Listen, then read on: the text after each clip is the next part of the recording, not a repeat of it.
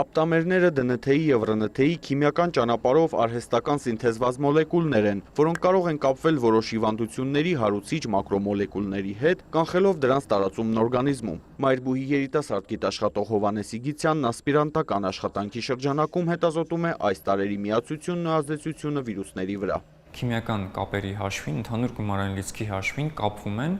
եւ արգելակում են։ Օրինակ կարող են շատ անոմալ սպիտակուցներ, որոնք որ մարդու օրգանիզմում վտանգավոր ազդեցություն կարող են ունենալ, դրանք արգելակելիս, դրանց հետ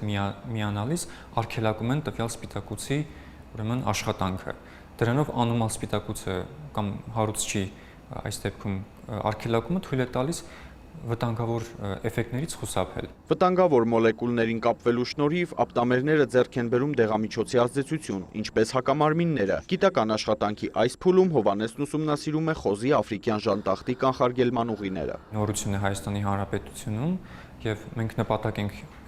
հիմնականում հետապնդում առանձնացնել բոլոր այն ապտամերները, որոնք առավելագույն սպეციფიკությունն են ցուցաբերում տարբեր ուրեմն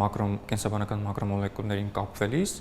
Դրանք առանձնացնելուց հետո կկարողանանք արդեն դրանց վրա առանձին փորձեր կատարել, գիտափորձեր կատարել։ Հետազոտությունների արդյունքների հիման վրա կստեղծվեն հակավիրուսային նոր պատվաստանյութեր եւ դեղեր։ Գիտաշխատողը պատրաստվում է ուսումնասիրել նաեւ գրիպի որոշ ենթատեսակների կապը ապտամերների հետ։ Ասում է, կարեւոր է օգտագործել բարձր արդյունավետությամբ տարրերը։ Կողմնակի էֆեկտներ չենք հայտնաբերել, այսինքն բջջաթունային,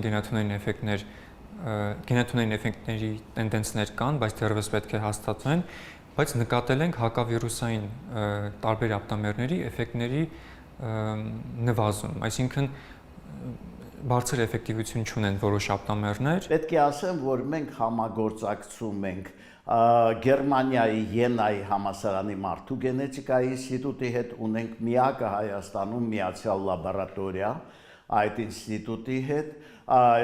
մեր ազգային ակադեմիայի ինստիտուտների հետ, հատկապես մոլեկուլային կենսաբանության եւ կենթանաբանության ինստիտուտի հետ։ Իդեպ ԵՊՀ գիտաշխատողի ասպիրանտական աշխատանքը ֆինանսավորել է Բարձրագույն կրթության եւ գիտության կոմիտեն։ Արամ Մարանդյան, Աշոտ Խաչատրյան, լուրեր։